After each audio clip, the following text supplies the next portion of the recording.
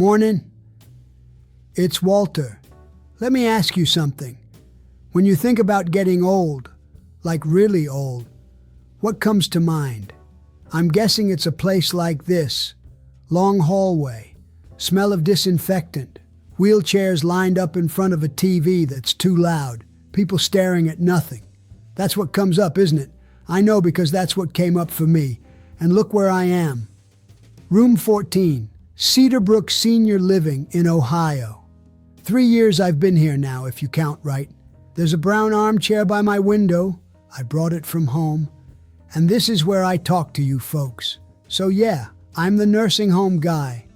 But before you give me advice you don't have the authority to give yet, before you tell me it's going to be different with you, I want to tell you how I got here, because it probably wasn't the way you're imagining. I worked 31 years at a factory in Dayton. Electrical maintenance, not glamorous work. It's work you do because somebody has to do it, and you learn to do it right, and that's that. Paid the mortgage, raised Richard and Carol. Went to baseball games I didn't always want to go to. Went anyway. And then Dot got sick. Dorothy was my wife. 49 years together. Pancreatic cancer. Too fast. That's what everybody says, and it's true.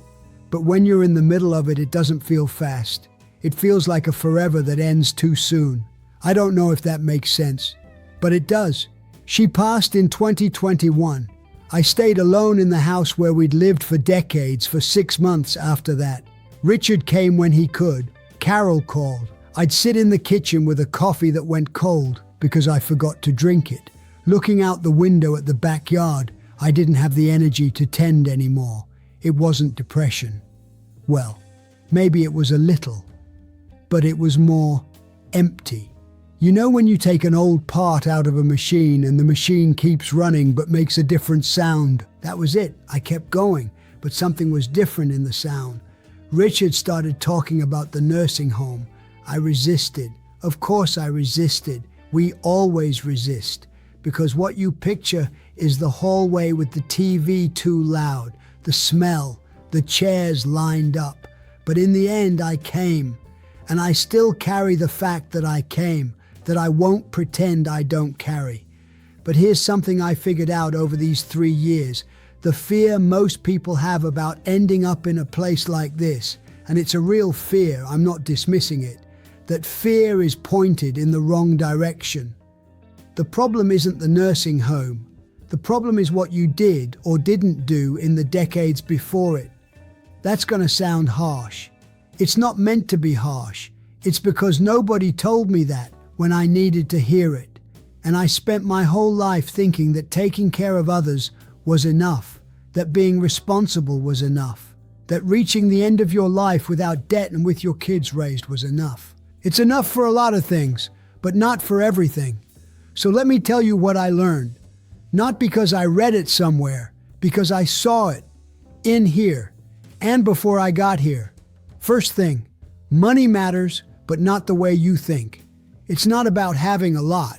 It's about having enough to be able to choose. I know people in here who have more money than I ever had, and they're suffering just the same, or worse, because money buys the better room. It doesn't buy the visit.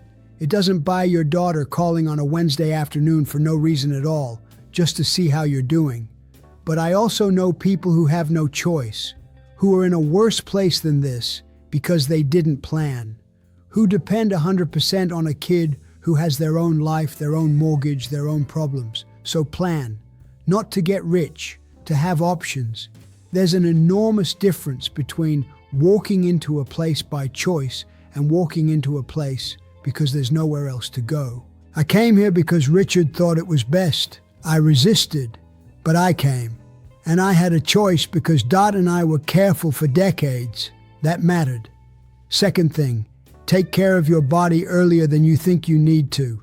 I'm a 78-year-old man who still walks without a cane. I can climb stairs. I can dress myself. That's not entirely luck. I worked in a factory my whole life. You learn to respect your body when it's the tool you use to earn your living. But I also know men my age who can't get out of bed without help, who sat their whole lives, who ate whatever they wanted because I'm going to die of something anyway. And they will. We all will. But the quality of what comes before matters a lot. I'm not telling you to become an athlete. I'm not telling you to get obsessed with your diet. I'm telling you that the body you have at 70 depends a great deal on what you did with it at 40 and 50. You still have time to change that, so change it. Third thing, don't let your friendships die from neglect. That one hurts to say because I did it. When you're young, friendship feels like something that just exists. You don't cultivate it, you just show up. The guys from school, the guys from work, the neighbor you saw every day. And then life happens. You change jobs, the kids come along, you get busy, and the friendships drift apart slowly, so slowly you barely notice, until one day you realize it's been years since you talked to anyone who really knows you. I had a friend, Gary. We worked together for almost 20 years. We were close the way Ohio men are close. We didn't talk much about feelings, but we were there. We fished. We watched football.